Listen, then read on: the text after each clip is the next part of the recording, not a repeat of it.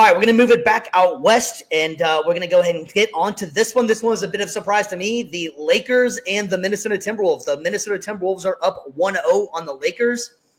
We already had someone checking in and talking about it. Man, this was kind of a shock to me. I'm not going to lie. I did not expect that the Lakers were going to be down 1-0. G-Mike, what was your thoughts on this one, man? I didn't expect the Lakers to be down 1-0 for sure. And especially, I did not expect Jaden McDaniels to go 11 for 13, 3 for 3 with 25 points, and Naz Reid off the bench with 8 for 12, 6 for 9 from three-pointer, and 23 points combined. 48 points from these two role players, right? You take that out of the equation, each one of them scoring what they really score, which is half of that, right? So let's say 25 points, right? Yeah.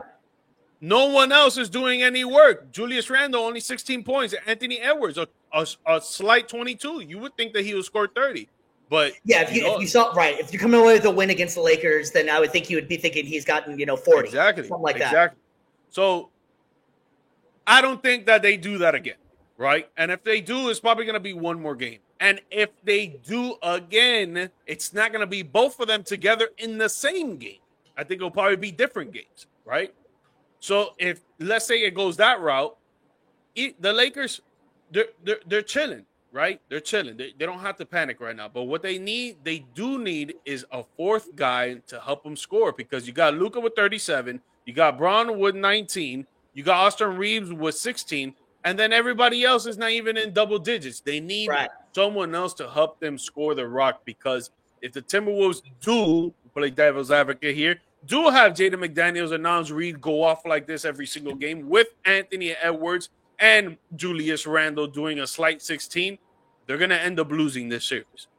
But for me, if you're asking me, I don't think they got it. Yeah, man. Thanks for checking in, Mr. Poole. I agree. I think they got lucky as well. I think that I almost feel like it's damn near impossible in a series that Luka and with a LeBron Luka that they're going to get knocked out in the first round. It just feels like it's impossible for that to actually happen, to be honest with you.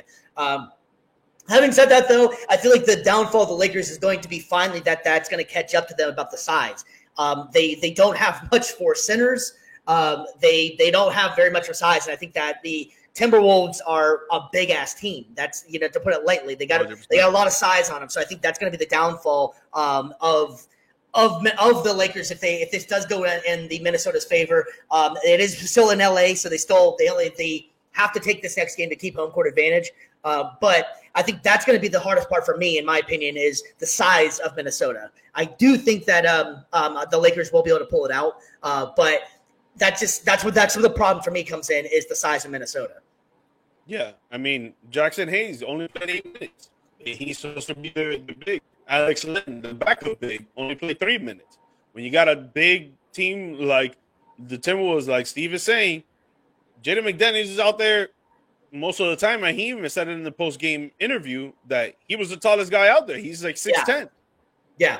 Can't have that. You got to play big against these guys. I know Alex Len and Jackson Hayes aren't the guys that you really want out there, but you're going to have to. You're going to have to put some bodies out there.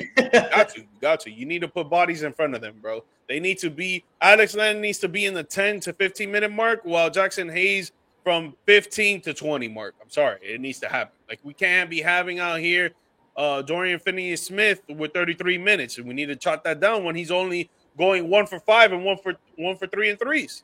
And the same thing with Gabe Vincent. Gabe Vincent, 25 minutes, 1 for 3. Yeah. Do you think that – so, I mean, Luka ended up with 37. Luka didn't have a bad game at all. Luka's going to do it, get his. Do you think that Luka needs to be more of a facilitator, or does he need to take over and be more the dominator and, maybe LeBron take over as a facilitator? You know what I'm saying? Like, who do you think needs to step up and change the game? Because it's a series, so, that's where it kind of gets different. A one-game sample size is different. One game, one guy can do one game, the other guy. But who do you think needs to be more of the facilitator, and who needs to be more of the scorer? I would say Luka needs to be more of the scorer. He's the younger one. LeBron, 40 years old. He's not going to be able to be running up and down the court all day, every day. So he needs to relax and chill and set up the plays and whatever. But if you actually look at the box score, and if you were watching the game, most of the time they were playing one-on-ones, right? But that's how Luka likes to play. He likes to play the one-on-one stuff because if he drives in and they double team, he kicks it out, right? Yeah. But when that happens, players need to make shots. Austin Reeves, 5 for 13, 3 for 8 in threes. LeBron, 8 for 18, 1 for 5 in threes. He needs to make his three-pointers. Like he needs to be more efficient there. Rui Hachimura, 3 for 9, 3 for 7 in threes. So those were the 3 shots that he made were the three-pointers. He needs to be more efficient there too. And even off the bench, you had 5 guys off the bench shoot 12 shots, and they only made 3. Yeah, that can't. You can't have that. You're not going to be able to win like that. And then obviously, when you have the other team's 2 role players scoring 48 points, right? Yeah. No, the next game is. I do think though, as far as momentum goes, and it goes without saying, obviously you want to keep home court, but I do think it's big for the Lakers that Minnesota doesn't get confident because Anthony Edwards, you get that guy some extra confidence that he already has. He's going to start taking over. So I think the next game is so much more important for LA than it is for Minnesota. I think Minnesota can, if they lose this next one, go back home, stay at home for a couple of games, and see how it is from there. But this next game is extremely pivotal, in my opinion, for the Lakers to be able to do this because they're going back. They have to go back to Minnesota after this point, and they're a confident, brash group. So if you give those guys any kind of thing for bulletin board material or anything that says we can dominate and beat the Lakers, that's big. Yeah, man. No, and if you jot down half those points from those 2 role players, Minnesota's only up by like 6. Correct. Yeah, it's wild whenever you break down stats like that, you know. Yeah. All right, so the next game is gonna be extremely important, and we'll definitely be watching that one.